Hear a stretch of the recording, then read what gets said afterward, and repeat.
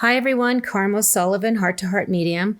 Today's podcast is to say yes. Just say yes. And I think you're going to find my guest, Stacie Wyatt, very interesting. So when you're listening, think about saying yes to things that are challenging right now and leaning into it a little more. And with that, I'm looking forward for you to listen to this and be the fly on the wall.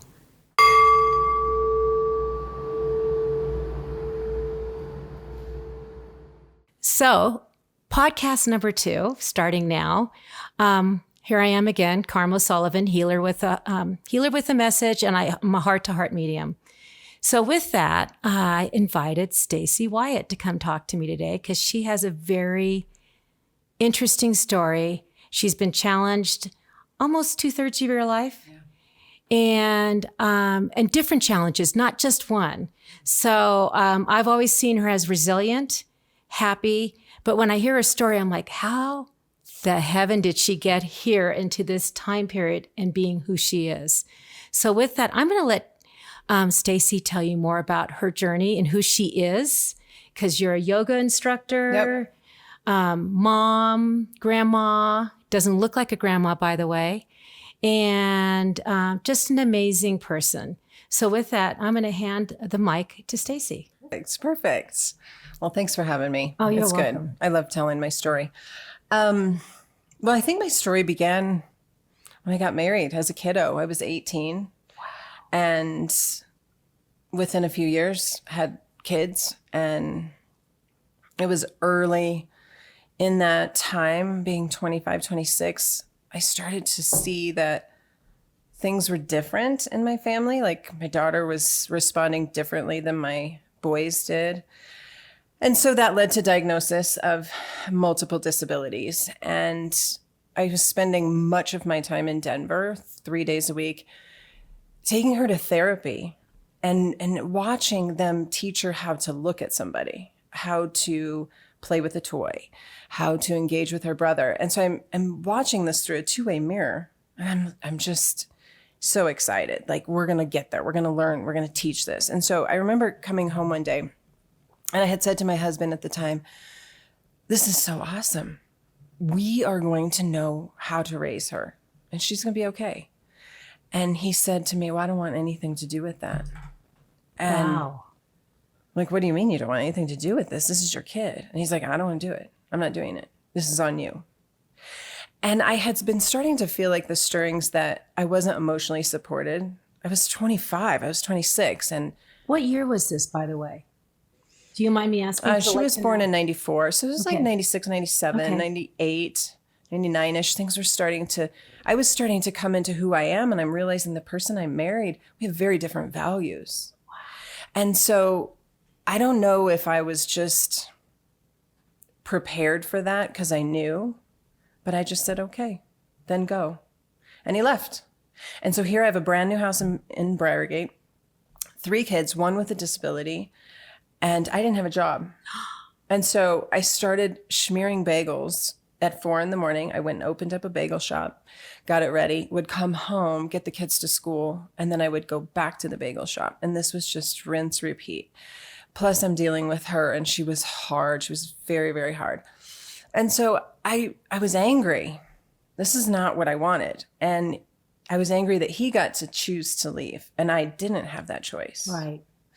And so I was toxic. I blamed the world for my problems. I was bitter.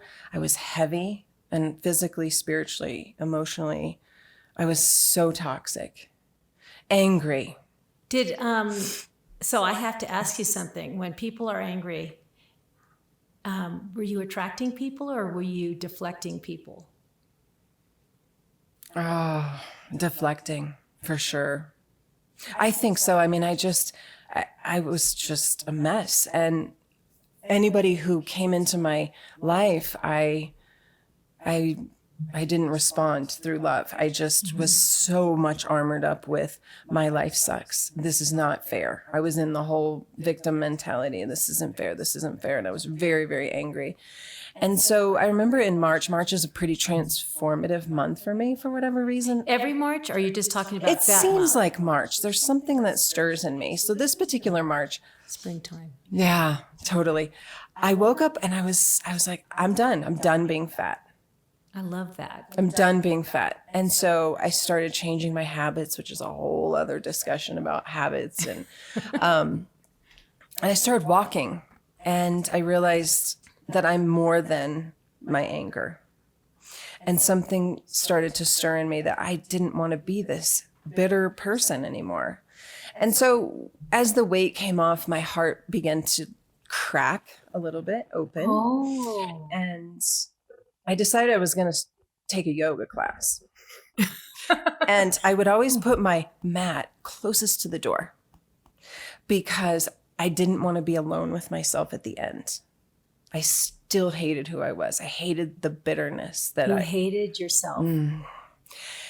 Yeah. And I hated the kind of mom that I was. I couldn't control her. So I controlled the boys. I controlled my environment. And it was hard. And so I went to yoga class a couple times. I'm like, yeah, but I'm not going to lay on the end. That whole Shavasana thing, I'm not doing that. And so I got to yoga class, maybe my 15th one, late. And the only place was at the front. I was stuck.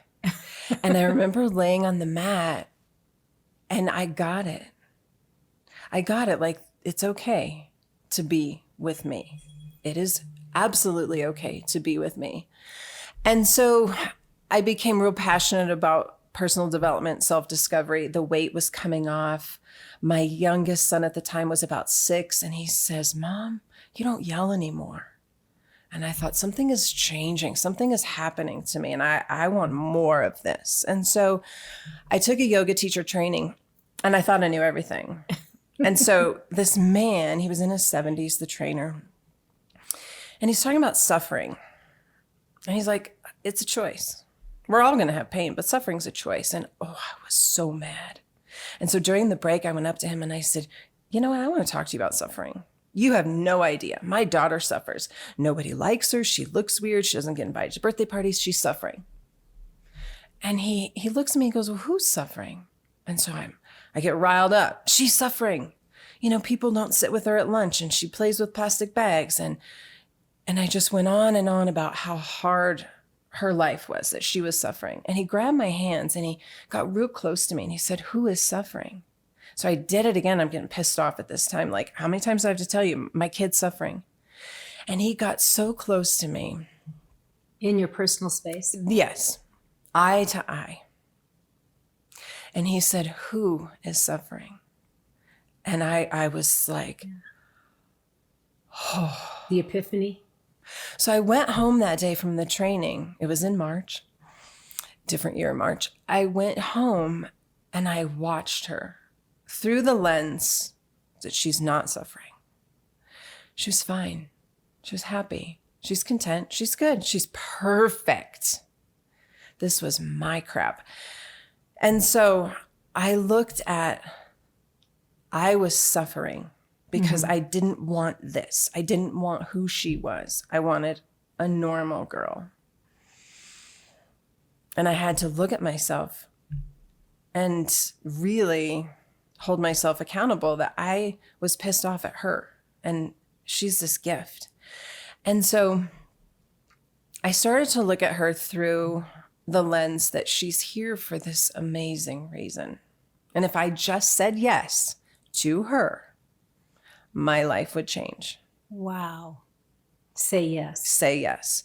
So I think of her, if I could picture an image of her, she was about 10 at this time. I picture her as this beautiful, spirited girl holding a door open. And she's saying, Mom, if you just come with me, your life will change.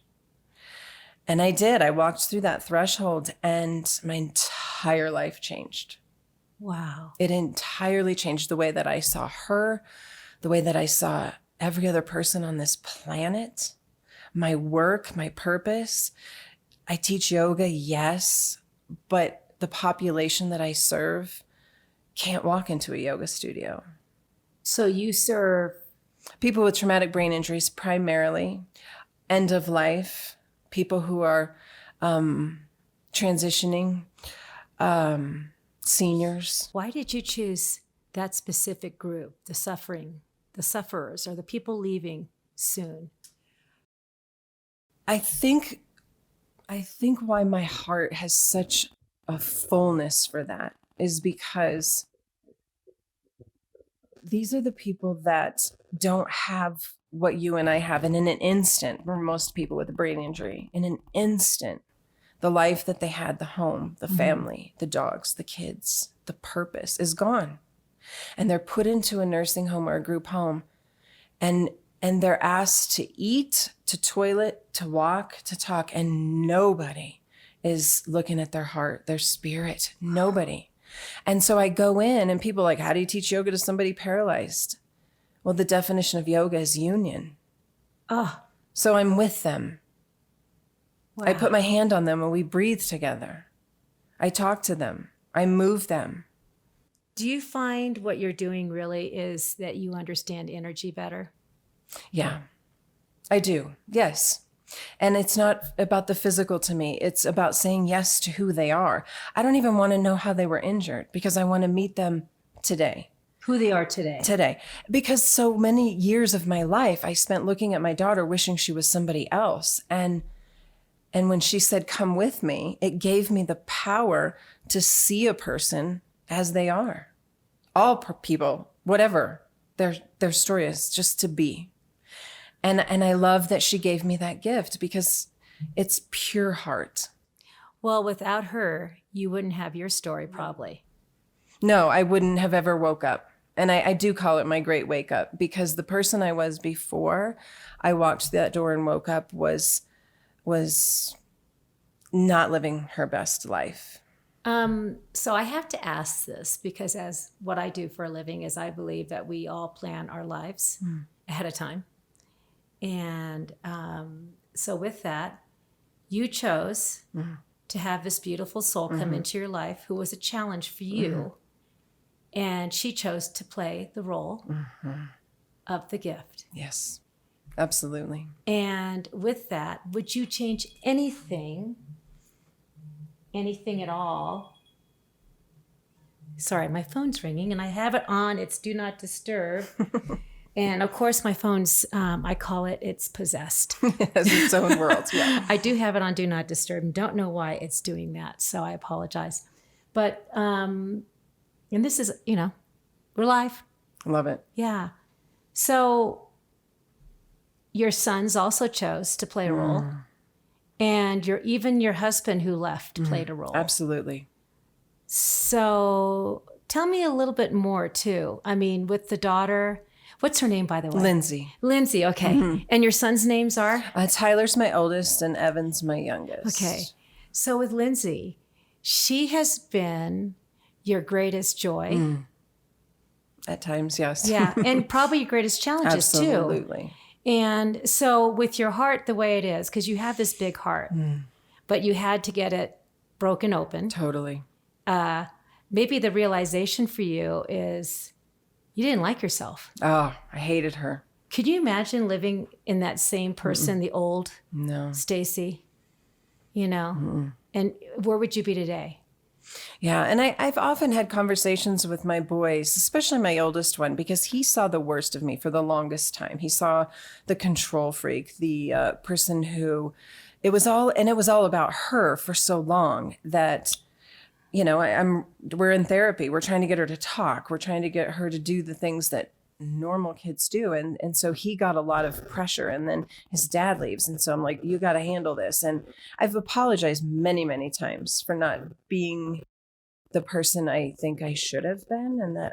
And I told him the other day, I said, I'm sorry I broke your spirit because I feel I did. And that's okay. It's okay. I want to say something on that because to me, when you have the people like your mother, for instance, who is, so you, for him, he was challenged by you, but he is a great person today. Would you agree with that? Without you being in that destruction mode, in the control mode, he wouldn't be who he is. Yes. So for him, his greatest blessing maybe was you. Yeah. And your challenge. And I love that. And I love that what I transformed to be has shaped them, and and also being able to say, this was hard and I take responsibility. I didn't handle it the best I could, but I did the best I could. And my youngest son saw more of the happy mom. But they're impacted and in good ways too. Like I remember my youngest son had a playmate come over, a little boy come over, and he opens up the door. He was maybe 6, opens up the door for his friend. And he says, I just have to tell you, in this house, we don't use the R word. And I thought, that's amazing. We're not going to use the word retard in this house. And I never said that to them, but they knew we are not going to make fun of my sister. Wow. And so they're both very compassionate, wonderful human beings because of her. And one time she never had birthday parties, friends we would invite, nobody would come. And after about the 3rd time this happened, I was like, I'm done doing birthday parties. This is grueling on my heart. Nobody shows up. And my boys saw that nobody was coming.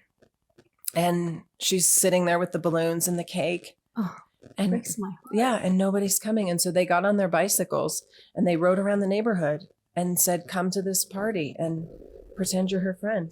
And she had a beautiful birthday party with people she didn't know, but she didn't know that because people showed up. That is gorgeous. I mean, that's a beautiful story. And by the way, maybe you shouldn't have to apologize to your son because you gave him a gift, even though you feel you weren't the perfect mom. There is no perfectionary mom and there's no perfectionary child, and it is what it is. So, and would he change his life, do you think? I don't think so. How old is he today? He's 31. And my ex-husband, after we got divorced, he got very, very sick, very, very quick. And a lot of it was neglect on his part. And I think he just chose to self-destruct, and he ended up dying when he was 47. And wow. The lack of responsibility that he took for his life and his kids. And I mean, down to the point where he knew he was dying and they needed some paperwork to be put into place so my boys wouldn't have to make a decision. He neglected to do that. And so at 17 and 21, my oldest son just becoming clean and sober within months, clean and sober and off the streets, had to. Clean and sober. So he had a substance abuse problem? Yeah, my oldest son, he was rough. It was very, very hard and very hard. And so at 17 years old and 21 years old, they have to pull their father off a ventilator. Wow. And make a decision. And we're sitting at a huge conference table at the hospital, and they said, Mom, what do you think? Wow. So we all said goodbye. And the day that they pulled the vent, the hospital, the doctor said it's just going to be a matter of a couple hours. And this was like his 4th time in the ICU. So it wasn't his first time, as they called it in the rodeo. Yeah. Yeah, I understand. And so we were standing outside his room, and I was holding each of their hands. I'm in the middle. Lindsay didn't want to participate in that, and that's okay. She probably knew more than we all do. She's probably, I feel like maybe she's in the middle range where she's in between earth and heaven. And she was like, no, I'm good. And so we're holding hands, and they had went in and said goodbye. I had done my private goodbye and thanked him for being the father of my kiddos. And he turns his head. They pull the vent. He turns his head and he looks through the window. And my boys walked back in, and they were just loving on him. And this is a father who did not show up. He never was at a football game, didn't even know what school they were at. He was not present. Wow. And they loved this man. And they were smiling. And the nurse came out, and I said, is everything okay? And she said, yeah, they're talking about fishing. And I just was like, I did that. I raised these boys To still love. to love despite not being given what they deserved. And he ended up living 10 days. And within that 10 days, he did sign a DNR. And so it was okay. He ended up being in hospice just like 12 hours. And my son called my oldest one and said, what do I do? They said, he's close. And I said, well, what do you want to do? And he said, I'm done. I've said goodbye. And so my ex-husband ended up dying alone, and which has... No one dies alone, by the way. No, they don't. I will say yes, this. You're right. What's funny, because people feel like don't let anybody die alone. But the funny thing is, I know the other side. Their loved ones come forth, and it's always about love. Yeah. And it's a party. They have their party hats on, and they're bringing them up. And it's a reunion of the souls up there. So for me, when I hear someone died alone, it's how they were supposed to go. Yeah. Here, physically. Alone. And so when I started volunteering in hospice to rub people's feet, that was my desire, was to rub people's feet. I love that. The first, I was doing it at the inpatient unit at Penrose. Oh, yeah. And the first patient I have is in the room, the last door on the left. That's the room he died in. Oh my gosh. And it was beautiful, and there was space, and it was kind of full circle. Maybe? Totally. In fact, I have a student now in Denver who was crushed by an ATV, and he reminds me a lot of my first husband. And he's like, I'm not doing yoga. I'm paralyzed. I'm not doing yoga. And I said, oh, but we are. We're talking. We're doing yoga. And so I started rubbing his feet because he has a lot of pain. And so now when I come and do yoga with him, I'm rubbing his feet, and there's redemption there in full circle, and love and forgiveness and all that goes into. I have to say, you signed up for a lot in this lifetime. And my hips hurt. And my ankles hurt. Overachiever. Yeah. Give it to me all. Yeah. So right now, tell me a little bit about where you're at today with Lindsay, and your boys are grown and gone. Is that correct? Oh, yeah. Yeah. Boys are gone, left the nest very early, both of them, and have families and are doing amazing. So It's good. And you're running a yoga studio, right? I do. I have a studio, and I have a lot of private students right now that come and see me for personal individual work. Where are you located? Near I-25 and Garden of the Gods. Okay. And I have some classes and wellness stuff, but most of my work is going into group homes. So that is amazing, because those are the forgotten. They are, and they can't access. They don't have transportation. They don't have money. They don't have ability a lot of times to just traipse on into core power, and so it's very, very different. And my daughter still lives at home, and I renovated my house to have an apartment in my home. So we're two women that live together. And is she able to live on her own, or does she live with you? I've wanted forever for her to be as independent as possible. And so I am not a mom to her anymore. I mean, I am, but it's more, I have insisted on independence. So we don't eat meals together, except for occasionally. I'm her transportation.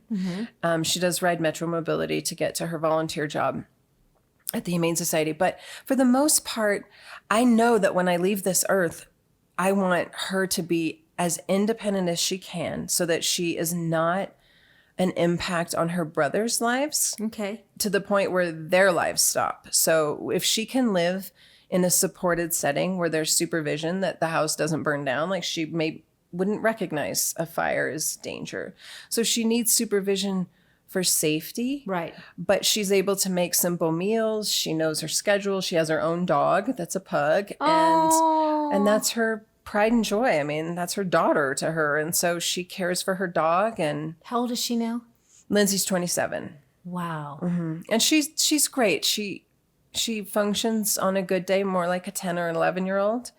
And so she has skills, more skills than people thought she would have. But I have instilled on that. I'm not one of those moms that would hold her hand in a parking lot, because I'm not always going to be here. And I want her to know that she has to look both ways. And when I see other parents with kids with disabilities mothering them into their 40s, I think it's a disservice, because you are going to die. And that person is going to need to know how to navigate life to the best of their ability. And I think Lindsay does a great job. So whether she ends up in a supported living home or with her brothers, I think she's the best. She's magnificent, and she does great things. So I always like to ask questions on if someone was struggling right now with a child who has special needs, like your daughter, what would be your best advice? To get out of their way and both embrace who they are, but also look at the big picture. Look at where you want them to be when you're not here. And also what kind of life. I don't want her to live with me forever. I would like to not be a mom and not have that responsibility. And do I want to go out to dinner? Well, I got to figure out what I'm going to do with her. Right. And so I do want her eventually to live outside of my home so we can be mom and daughter on a Saturday. And so she lives in her own apartment. Is that correct? In my house. In your house. It's a 2-bedroom that we've broken down the walls. So she has like a living area with a small kitchenette, television, sofa, and then the bedroom side is her bed and dresser. So she has her own autonomy. Yes. Just like you have your own autonomy. Which is very important. And I would tell a parent to really push for independence, because that's going to give them the best life, and the siblings, if there are siblings, their best life. It's not, they didn't pick it either. My boys didn't pick this either. And so I've always wanted to make sure that when I do leave, that their lives will not be ultra disrupted, that they can still have their family and also enjoy an independent sister. You're really, I like what you're forethinking, first off, and your intention, in the way you handle your life daily. And you're looking at the future, of course, because we all have to. We just can't live in the future and not be in our present moment. What do you learn most about the people you work with in the homes that you go to? What's like, if you could come up with 3 different attributes? I feel that when somebody has a life and a tragedy occurs, the ego is gone, and they are the most present, non-materialistic. They totally live from the heart. I mean, there are a handful, and I see hundreds, a handful that are angry. Okay. But most of them are so grateful to be alive, and so grateful to have blue sky, and to live in a group home, and to have friends. They've lost everything but gained. I love Richard Rohr, and he talks a lot about second half of life versus first half of life. Or first half, we're gaining things, careers, families, homes, and it's not a bad thing. It's natural. And then halfway through our life, we shift into a more spiritual way of being and experiencing life through the heart and through love. And I think what I learned from my people with brain injuries is they're there. They're living in the second half of life. They're living in the moment. They are just the most loving and brave and resilient, and they show up. I just feel like I come in as the teacher, but they are the teacher. I mean, I just gain so much about life, and everybody has a different story of how they were injured, and some want to share it, and most of the time I don't need to know. I don't need to know. So I feel like I'm getting a hit here, and I'll just say what I'm feeling, but I feel like maybe there should be some kind of life series of meeting these people and you going into these places and showing what life might be like. Oh, it's so beautiful. If people could see the beauty in these people who have come down to a level of just simplistic life, living, breath. And I mean, honestly, there are angels on earth if we could see them that way instead of seeing burden. And seeing, challenge. Or seeing, that they might have a helmet on, or they might wear a diaper, or their face is disfigured, or they're not able to speak. We in our minds sometimes only see that. And I think to live from the heart, when people say, how do you do that? It's because I'm in the heart. I love that. I'm in the heart. It's not that I don't see those things, but those things don't matter to me because I see who they are. Do you find it challenging to live in the heart right now? Or are you feeling because of the work, it just keeps you centered? Or do you find that you have to work at it daily to stay in that grace of the heart? And there's a hawk flying right over our head, by the way. So beautiful. It's a beautiful sign here today. I feel like it's an honor to live in the heart, so I don't resist it. It's who I am. It's where I'm supposed to be. And I see your light, by the way, and I believe everybody has its lights. And I see the lights where people are dimmed them. Some have them turned off fully, but your light is amazing. And I believe when people have their light on, people are attracted to them. It's a magnetic energy because people want to be like, I'm going to be like her. How do you have your light on? Tell me about it. So they attract to you and they want to talk to you. Do you find that very easy? Like people are coming up to you and talking to you daily? Constantly. And so this year I've had to be, every year I choose a word for my year. Oh, I do that too. I love it. For 19 years I've had a word, and I choose a word. And for the last 8 years I've had very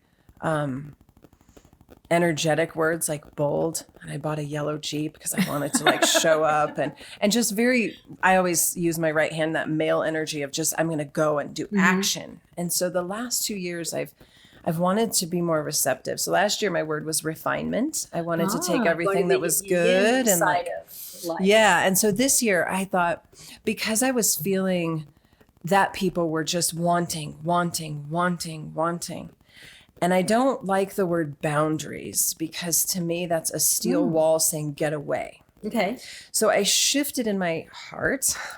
How do I have boundaries without putting up a wall? And so I came up with this concept that I think is pretty fantastic, is my margins. What am I going to put between the space? Okay.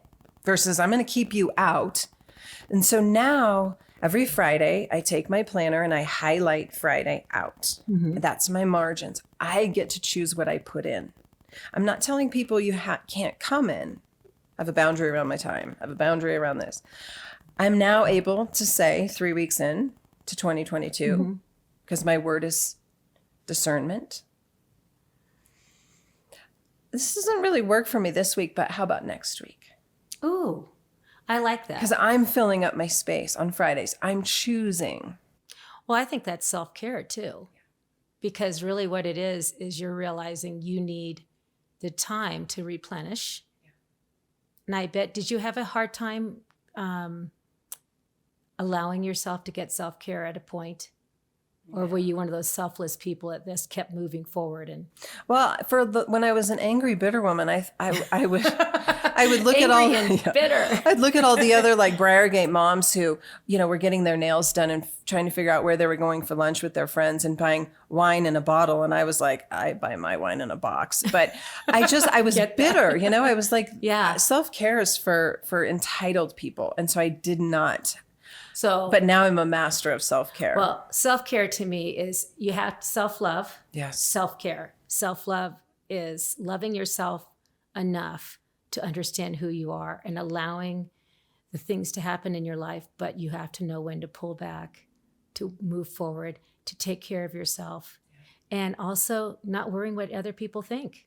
And I didn't love myself, so why would I care to self-care? Like I hated who I was. Right. So there was no way I was going to do anything nice for me. Let's eat some more peanut butter jelly sandwiches. Totally. Yeah. And now that I love who I am, I'm like, I've mastered self-care. I love that. It's Do you think huge. the yoga really helped in the sense of, because you were drawn to yoga. So tell me what yoga did for you. I think that I went into yoga like many people do. Like, I want to be more flexible. Oh my gosh. I want to touch my toes. Physically, mentally, spiritually. Yeah, no, I was all about the physical at that time because I was thinner and I had lost weight, and I was like, oh, I want to do this. And I became very addicted to hard postures, because I wanted achievement. I wanted to nail that headstand, and I was living in the ego. Right. It doesn't matter. Right. It does not matter. Those things don't matter. And now my practice is incredibly gentle, and I teach gentle. And if people want to know handstand, I say, I'm not your teacher. I want to have a sensation-based practice that's about love. Oh, yeah. Oh, I need to come see you. Yeah. I have to come to your yoga class. So yoga woke my spirit up and said, you are love. You are love. It's all about love. All love. It's all love all the time. All the time. If we could live in the heart center and realize everything is about love, even the challenging people in our lives, to see them in the love factor or in their, I call it the wheelchair. so you can have the compassion to understand why they're in front of you and love them and understand them and give them grace. I think you did that with your husband, it felt like, too. Mm-hmm. Yeah. Yeah. And we've had lots of conversations since he died. And I really love him now. No, he's wonderful. But, I don't resent him anymore. He did what he needed to do. And he was in my life to help me stand up a little taller, and I did gain a ton of strength by his weakness. Whether he was weak or not is not for me to decide, but he couldn't do it. And I could, and that's okay. And maybe you chose him. Absolutely. Maybe you chose him for the whole purpose. Absolutely. Because your journey wasn't about you staying in this happy spot. It was about always being challenged and growing your soul. And so looking at your soul's journey today, where are you at? I'm very fulfilled. I'm very content with what I am and who I am and what I'm doing. And I struggle with chronic pain. And that's a question I ask myself a lot. Why are you here? What's here to teach me? Yeah, it's hard. But I think having pain, physical pain all the time, every day, I can show up for my people and we can share that. I always do a check-in with my students. How's your mind? How's your body? How's your spirit? And a lot of them have pain. And so when I am part of that check-in, because I'm not the teacher, we're a tribe, we're a circle, we're unity, we're connected, we're a community in our classes. I get to do a check-in and I can be honest and say my body hurts. And then we've made a connection. We've recognized something in each other. I think it's always interesting because if you're living a life without having to understand fully what the person is going through on the other side, once you experience it, it gives you so much more compassion. Mm-hmm. And I've been struggling with a shoulder injury, and I'm like, okay, I have this for a reason. Mm-hmm. And what is it here to teach me, and how can I embrace it? Mm-hmm. And live not in fear, not in pain, but to move forward in the grace of it all. Mm-hmm. And like you said, say yes, accept it. And what can I do to make it better? And I do believe everything that happens to me is to help me help others. I had a student who was, I typically work with civilians. I have had a couple military people, but I've really focused on people that are walking in a crosswalk and get hit by a car. I mean, those are the primary students that I have. Wow. People that have been assaulted. I would say 70% of my students are injured at the hands of somebody else, which is tragedy. That breaks my heart. It is a tragedy. But I had a man who served in Afghanistan and was injured there and was discharged. So he was in a civilian program that I taught in. And after his head injury in Afghanistan, he was here, discharged, and he had a stroke. And so I was coming into the class and there's 10, 12 beautiful people with brain injuries, and they're ready. And I come in, I have a cane because I hurt. And I said, he says, how you doing, Miss Stacie? I said, my hip is killing me. Oh. And he says, why don't you say instead, mm-hmm. my hip is reminding me I'm alive. I love that. Words are important. Yes. And I will never say that again. And so now when I have pain, I'm like, oh, my old friend is here today. Or I just recognize it's part of my life. And so embracing the pain. And even saying yes to it, because if I resist it, then that angry person is in there. And I don't want to be angry. And the other thing too is how you move through the pain too, is by accepting it. If you're holding on to the pain. And this is really weird. I'm going to talk about this for a second. Yesterday, I was probably a level 6 pain in my shoulder. And I was meditating to get ready for a client. And all of a sudden, I just started moving my shoulders slowly. And when I did that, I did not have as much pain. And I could move my one shoulder back farther than I had before because I was kind of doing like a Tai Chi thing. Mm. And I realized the more I grip onto the pain, the more pain I'm going to receive. The less I grip on and just accept it and flow with it, It hurts less. Yeah. That was an aha moment for me yesterday. So thank you. Well, and people, you know, I'm incredibly active despite my pain. And that's part of my Capricorn redheaded stubbornness, that I will not Love let that. it own me. And so I walk a lot, and I walk to relieve my pain. I walk a lot, like over 24,000 steps a day is my average. Like I walk. And so Damn. and it seems like, oh my gosh, how do you do that? How do you walk 13 miles a day? Because I do it 4, 5, 6 times a day. I just go out for 20 minutes and I clear my head. I was going to say, must clear your head. And between clients, I always take a walk because it gets rid of the energy that I don't need. You just gave me an idea for myself, because I sometimes back my clients up back to back, half hour. I could meditate and walk just as easily as I can sit at a desk and write things down. It's a commitment I've made. Between every class I take a walk. Beginning of the day I take a walk, end of the day. And that's you my way inspire me. Yeah, it's just the way and I handle it. If my pain begins to start to play tricks in my head where I'm starting to get that frustration, I just get up and walk. Okay. And that's me being alive. It's me taking in the sky and the air and the birds, and I get out of that frustration and I get into love. Love's everywhere. I love that. I love it too. And so I walk a lot, and people think, well, you know, if you hurt all the time and your ankle's torn, that could be making it worse. Maybe, but it could also be making it better. Stronger. Yeah. And if it serves my heart and my mind and my spirit, so what? You know, it's funny because I think working with people who have been totally paralyzed except from the neck down, those are the people, like Christopher Reeve said yes finally to his body being crippled or whatever you want to call it. And he lived his best life after that. Yes. It's all about saying yes. And I look at my daughter almost every single day, and I said yes to who she is. I stopped wanting her to be something that she wasn't. I think your new teaching should be say yes. Yeah. It's beautiful. It is. And with the heart around it, say yes. So beautiful. I see it all around you. I'm just so amazed with your story, because I didn't know how in depth it was. So I'm really, really glad that you chose to come here today. Me too. And to talk about it, because I'm hoping to inspire more who are challenged. And you have a deep story of challenge.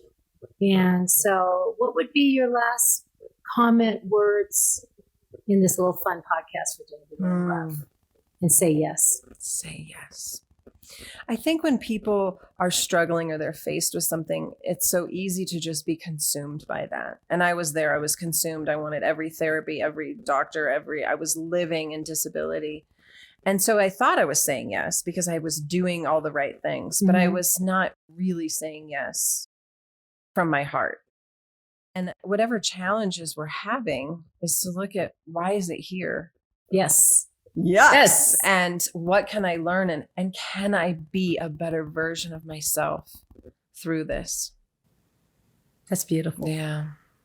Thank you so much. You're I welcome. so love you. I just feel like your soul lights up we're in my house right now. And I just want to thank you so much for sharing your story. You're welcome. And what a blessing Lindsay is. Yes. Well, wow. yeah. Wow. I just love that. I just think if more people could think in the way you think and live, much more happiness for them. And we meet a lot of people, you know, and I always stuck. I tell my kids this, I tell my students this, that every thought, word, and action every day is like throwing a pebble into a lake. And what pebble are you going to choose today? It could be love or hate. You pick. And it's so all easy. energy. Yes. Hate is a low vibration that keeps you feeling like tied down, weighted. And love is light. Love is the highest vibration if you're going to take the energy vibrational chart. And love is, if you can come to love in all things, forgiveness is letting love, your heart lead you to letting go of the anger and the hate. Yes. And forgiving it. And then it ripples out. And that's when I know, when my 6-year-old little boy said, Mom, you don't yell anymore. That's the ripple effect of love. Yeah. And he's an amazing father, an amazing man. And I know that I played a part in that, and watching them walk their father through death, that was as much love as I've ever seen in my life. Well, your story has a lot of depth, a lot of love, challenge. Keep doing what you're doing. Thanks. I'm I'd gonna. like to come to your yoga class. I think with the shoulder, I think I need Stacie energy. Yeah. Yeah. Let's do it. Okay. Okay. Thank you so much. You're welcome. You're fun. Yay.